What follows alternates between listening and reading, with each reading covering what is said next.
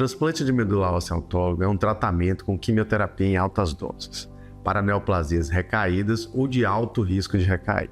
O nome correto do tratamento seria quimioterapia em altas doses com resgate de células-tronco hematopoéticas. Pela facilidade do nome, o termo transplante autólogo de medula óssea se popularizou. O transplante autólogo é indicado para neoplasias que sejam quimiosensíveis.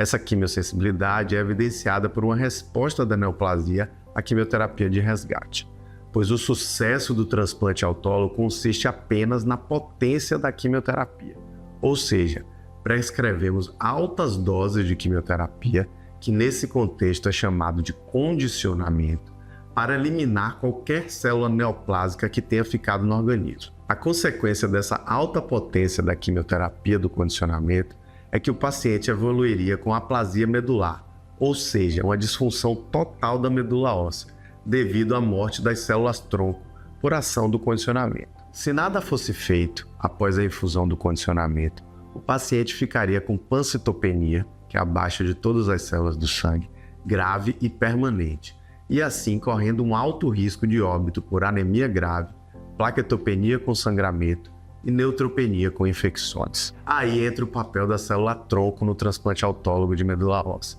Antes de iniciarmos o condicionamento, é feita a mobilização das células-tronco, que consiste em estratégias de tirar a célula-tronco do seu habitat natural, que é no interior dos ossos, principalmente da bacia, fazendo com que ela percorra o sangue periférico, e assim permitindo que a equipe do banco de sangue consiga coletar uma parcela das células-tronco por uma máquina de aférese, salvando elas do efeito do condicionamento. Após passar do efeito imediato do condicionamento, as células-tronco são infundidas pela veia do paciente, semelhante a uma transfusão simples de hemocomponentes.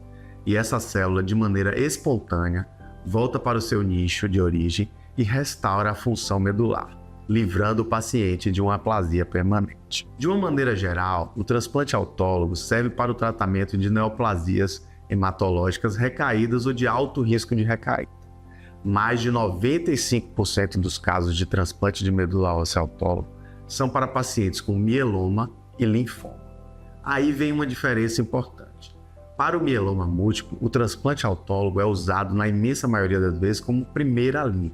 Já para os pacientes portadores de linfoma, na maioria dos casos, o paciente terá uma doença recaída, ou seja, o transplante autólogo é usado como uma terapia de segunda linha. Logo, o paciente com mieloma chega para o transplante após menos terapia com quimioterapia, e o condicionamento dele tende a ser menos tóxico, porém são pacientes mais idosos. O transplante autólogo tem um papel importante na terapia dos pacientes com mieloma, pois pelos estudos ele pode aumentar o tempo livre de doença em mais de 20 meses.